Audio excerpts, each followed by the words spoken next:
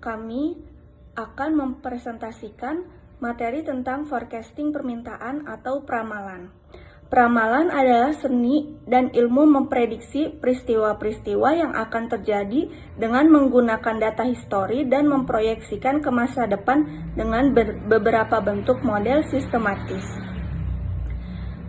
Teknik peramalan permintaan dibagi menjadi 3, yaitu yang pertama teknik kualitatif berdasarkan pendapat dari suatu pihak dan tidak bisa dibuat dalam bentuk angka, dan teknik ini didapat dengan 2 cara, yaitu 1. Pendapat ahli, tenaga pemasaran, 2. Survei, studi pasar ataupun market research. Yang kedua teknik kuantitatif dengan menggunakan model matematis yang beragam dengan data historis yang terkait dengan peramalan dan variabel sebab akibat untuk meramalkan permintaan.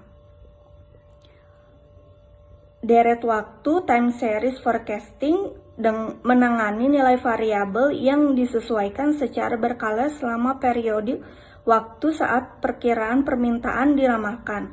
Misalnya setiap minggu, bulan, triwulan, dan tahun, tergantung bagaimana keinginan para pihak yang membuat permintaan ini diramalkan. Metode ini hanya berdasarkan data kondisi masa lalu. Kedua, metode asosiatif dan atau klausal.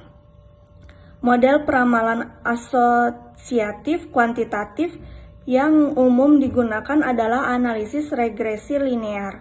Model sistematis yang digunakan pada analisis regresi linear adalah dengan menggunakan metode kuadrat terkecil dari proyeksi tren yang dilakukan pada analisis regresi linear.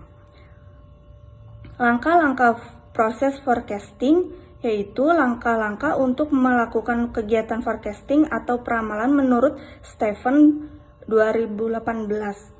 Halaman 74 terdapat 6 langkah dasar pada proses peramalan, yakni sebagai berikut. Yang pertama, tentukan tujuan dari peramalan. Bagaimana hasilnya akan digunakan dan kapan akan digunakan. Langkah ini akan memberikan indikasi akan tingkat detail yang dibutuhkan dalam peramalan, banyaknya sumber daya yang dibutuhkan, dan tingkat akurasi. Yang kedua, menentukan rentan waktu. Semakin panjang rentan waktu, maka semakin berkurang akurasi dari peramalan. Yang ketiga, pilih teknik atau metode forecasting. Yang keempat, analisa dan merapikan data. Karena data tidak akurat mengurangi validasi dari hasil peramalan. Yang kelima, buatlah peramalan. Yang keenam, pantau hasil dari peramalan. Hasil peramalan harus diawasi dan dipantau untuk mengetahui apakah performanya memuaskan. Jika tidak, revisi lagi metode atau teknik yang digunakan. Uji lagi validitas dari data yang digunakan. Selanjutnya ada contoh kasus peramalan regresi. Misal diketahui data mengenai jumlah permintaan tisu Y dan harga X sebagai berikut. Tahun 2011 penjualannya itu 640, tahun 2012 penjualannya itu 520, tahun 2013 penjualannya 464.000, tahun 2014 penjualannya 600, tahun 2015 penjualannya 640, tahun 2016 penjualan 720. Cara mencari X-nya ini nilai tengah dari tahun. Karena genap jadi tengah-tengahnya itu 3 dan 4. Di bawah ini positif, atas itu negatif. Cara mencari X-nya penjualan dikali X.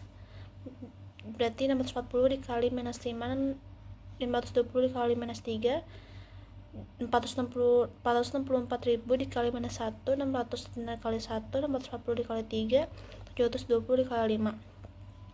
Cara mencari X pangkat kuadratnya itu minus 5 kali minus 5, minus 3 kali minus 3, minus 1 kali minus 1, 1 kali 1, 3 kali 3, 5 kali 5. Dan total penjualannya ini 3.584.000 dan total X-nya ini 896.000 dan X pangkat kuadratnya itu 70.000. Jika ditanya genap, X merupakan kelipatan 2017 berarti. Berapa X 2017 bersama dengan 7? Rumusnya ini Y sama dengan A tambah BX dan X ini adalah waktu, A sama dengan sigma Y dibagi N, B sama dengan sigma XY dibagi sigma X pangkat kuadrat.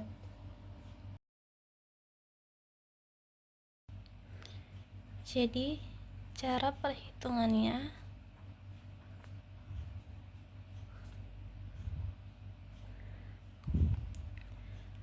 rumus A itu adalah sigma Y dibagi N.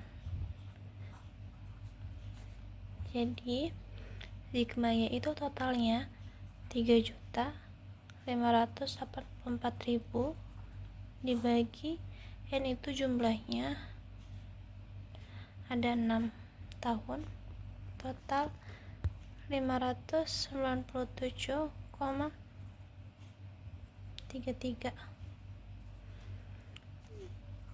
Yang B, rumusnya itu sigma XY dibagi sigma X pangkat 2 sama dengan sigma XY nya itu 896.000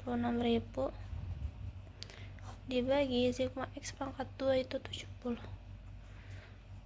jumlahnya 12.800, dan Y sama dengan A ditambah BX. A nya itu 597,33 ditambah B nya itu 12.800 dikali X itu waktunya itu ada 7, karena yang diketahuinya 7 tahun. Totalnya 686,933. Jadi permintaannya tahun 2017 yang diramalkan sebesar 686,933.